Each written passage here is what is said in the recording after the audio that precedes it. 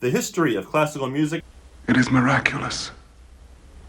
The Middle Ages, also known as the medieval period, 450 to 1450 AD.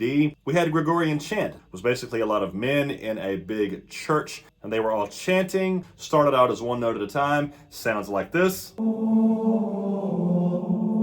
Famous composers from that period include Guillaume de Machaut and Hildegard von Bingen. And then you had Guido d'Arezzo, who was very important in teaching how to read music and write the music down, the notation system that we use today. And then you had troubadours, which were singers. Maybe they had a lute, and they would travel from town to town singing songs to people. And then you have the Renaissance from 1450 to 1600. Renaissance means rebirth. It was the rebirth of ancient Greek and Roman ideals. Choral singing obviously became much more harmonious during this point. We had composers like Giovanni da Palestrina, Josquin des Prez. The Baroque era, 1600 to 1750. Everything got very, very fancy and grandiose during this period. Antonio Vivaldi is known for the Four Seasons. Very popular songs. You know this one, Spring. As well as this portion from Winter, which was used in Wednesday. Johann Sebastian Bach wrote lots and lots of music. He actually did have 20 kids with 2 wives.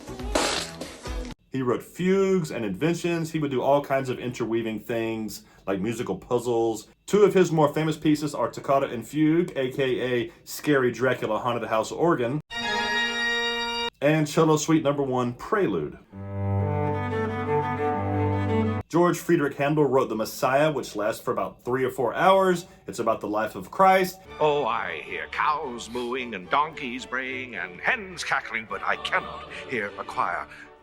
Do you have one tucked away somewhere? The most famous song from that work is Hallelujah Chorus. Hallelujah. Another very famous one is For Unto Us a Child is Born. Then you had the classical period, 1750 to 1820. This is when they were starting to get a little more simple and balanced and neat and organized. Not quite as fancy and grandiose as the Baroque period was. The 3 most famous composers of the period, Franz Joseph Haydn, who was the father of the symphony. Here is a portion from his Surprise Symphony.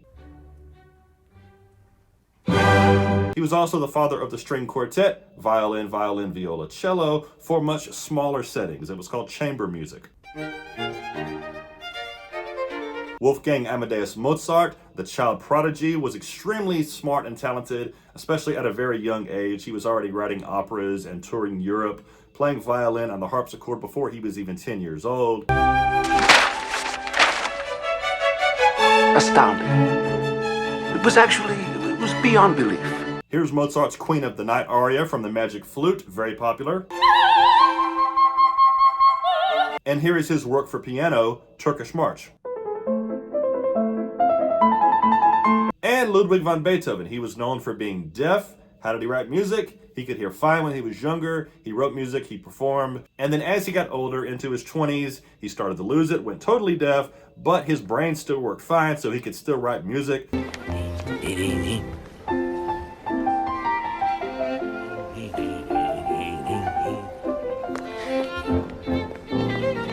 And he wrote lots of great stuff like Fairies, his 5th Symphony, his 9th Symphony, and Moonlight Sonata.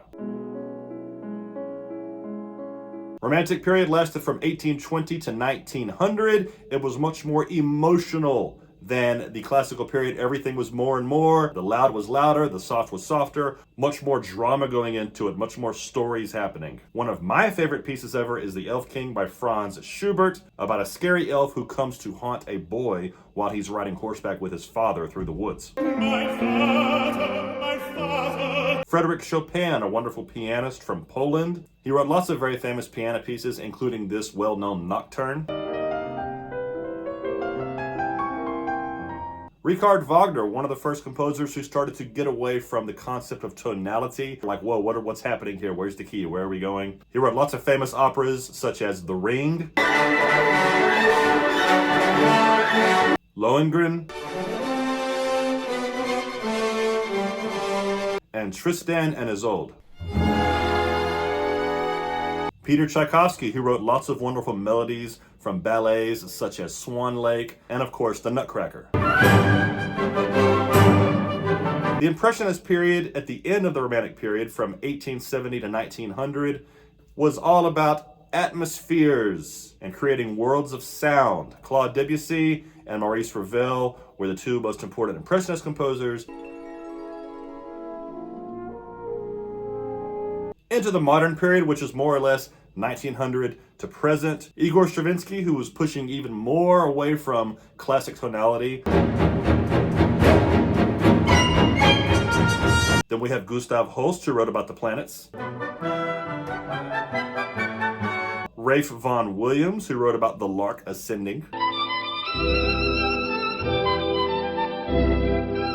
John Cage, who wrote 433, which is 4 minutes and 33 seconds of silence.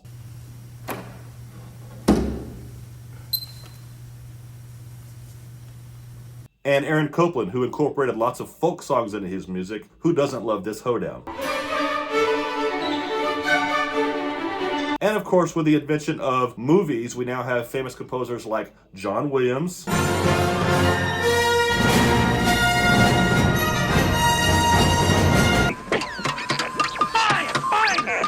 R2, and Danny Elfman.